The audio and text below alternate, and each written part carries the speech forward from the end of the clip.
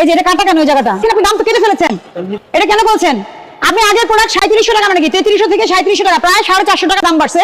সেটা আপনি কি করবেন? আগের প্রোডাক্ট আগের দামে বিক্রি করে ফেলবেন। আপনার দোকানে ঢোকার উদ্দেশ্য হচ্ছে আমরা প্রচুর নকল ফ্যান এবং নকল কেবলের অভিযোগ পাচ্ছি। আমি বোঝাতে পারছি আপনাকে? 3-4 হাজার টাকা দিয়ে বাসার ফ্যান নিয়ে যে ওটা ইউজ করতে পারে না। আপনি কি কোম্পানি থেকে প্রোডাক্ট নেন?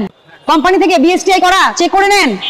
ফ্যানের কিন্তু বিএসটিআই লাগে, তারের বিএসটিআই করা থাকতে হয়। আপনি বিএসটিআই লিস্ট দেখবেন, ইভেন আপনার সকেট যে এটারও বিএসটিআই থাকতে হয়।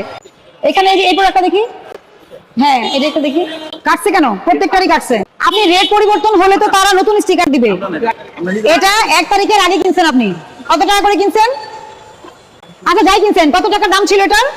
3300 থেকে 3700 টাকা এটার দাম পরিবর্তন হয়েছে। আপনি এটা কিনেছেন কবে? আগে কিনেছেন। আর দামটা পরিবর্তন হয়েছে কবে? রানিং মাসে। আপনি যখন এটা কিনেছিলেন তখন এটা প্রোডাকশন কস্ট কত ছিল, আর এখন যেটা আসছে সেটা প্রোডাকশন কস্টে পার্থক্য আছে না নাই? তাহলে দাম কি নতুনটা পরিবর্তন হয়েছে না পুরানটার? কিন্তু আপনি দাম তো কেটে ফেলেছেন, এটা কেন বলছেন? আপনি আগের প্রোডাক্ট 3700 টাকা মানে কি 3300 থেকে 3700 টাকা, প্রায় 450 টাকা দাম বাড়ছে। সেটা আপনি কি করবেন? আগের প্রোডাক্ট আগের দামে বিক্রি করে ফেলবেন। নতুন যে প্রোডাক্টটা আসবে ওটার গায়ে নতুন রেট লেখা থাকবে। সেটা খাবার হোক, সেটা মেডিসিন হোক, এটা মোড়কজাত পণ্য, এটা উৎপাদনকারী এটা দাম নির্ধারণ করে। তাহলে কেন করছেন এই কাজটা?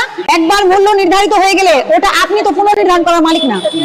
আমি সতর্ক করে মাত্র 5000 টাকা জরিমানা করলাম, মাত্র 5000 টাকা জরিমানা করলাম, সতর্ক হয়ে যায়।